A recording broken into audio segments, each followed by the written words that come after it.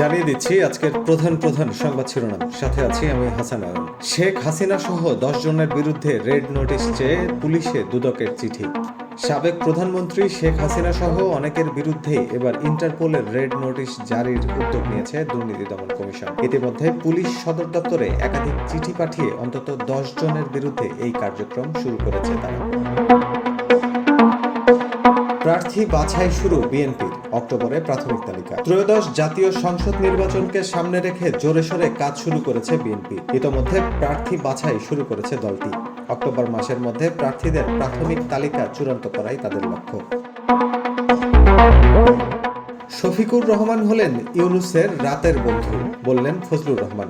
জামাতের সঙ্গে ডক্টর ইউনূসের সম্পর্ক নিয়ে বিএনপির পদ স্থগিত হওয়া নেতা অ্যাডভোকেট মোহাম্মদ ফজলুর রহমান বলেছেন, ইলেকশনটা ইউনূসের অধীনে করলে তারেক রহমান দেখতে পারবেন যে ইউনূস হলো তারেক রহমানের দিনের বন্ধু, আর শফিকুর রহমান হলেন ইউনূসের রাতের বন্ধু। রাতের বন্ধুর প্রতি মায়া বেশি বলেও জানান এই জ্যেষ্ঠ নেতা। জামাতের পিআর ও এনসিপির প্রতীক দাবি নির্বাচনে কোনো প্রভাব ফেলবে না, জানিয়েছেন ইসি।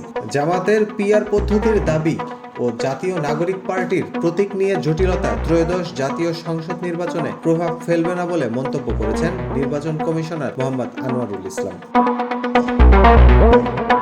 গাজায় যুদ্ধাপরাধ করছে ইসরায়েল, জাতিসংঘ বলেছেন ফিলিস্তিনি প্রেসিডেন্ট। জাতিসংঘ সাধারণ পরিষদে ভার্চুয়ালি ভাষণ দিয়েছেন ফিলিস্তিনের প্রেসিডেন্ট মাহমুদ আব্বাস। যুক্তরাষ্ট্র তাকে ভিসা না দেওয়ায় ভিডিও লিঙ্কের মাধ্যমে ভাষণ দেন তিনি। এ সময় গাজায় ইসরায়েলের গণহত্যা, ক্ষুধাকে অস্ত্র হিসেবে ব্যবহার এবং অধিকৃত পশ্চিম তীরে অবৈধ বসতি সম্প্রসারণের নিন্দা জানান মাহমুদ আব্বাস। ট্রাম্পের 100% শুল্কে ভারতীয় ঔষধ খাতে বড় ধাক্কা। মার্কিন প্রেসিডেন্ট ডোনাল্ড ট্রাম্প আগামী 1 অক্টোবর 2025 থেকে যুক্তরাষ্ট্রে আমদানি হওয়া ব্র্যান্ডেড ও পেটেন্টকৃত ঔষধের ওপর 100% শুল্ক আরোপের ঘোষণা দিয়েছেন। ট্রাম্পের এই সিদ্ধান্তে ভারতীয় ঔষধ খাতে বড় ধরনের ধাক্কার আশঙ্কা তৈরি হয়েছে। এশিয়া কাপ ফাইনালে ভারতকে কোনো সুযোগ দিতে চায় না পাকিস্তান।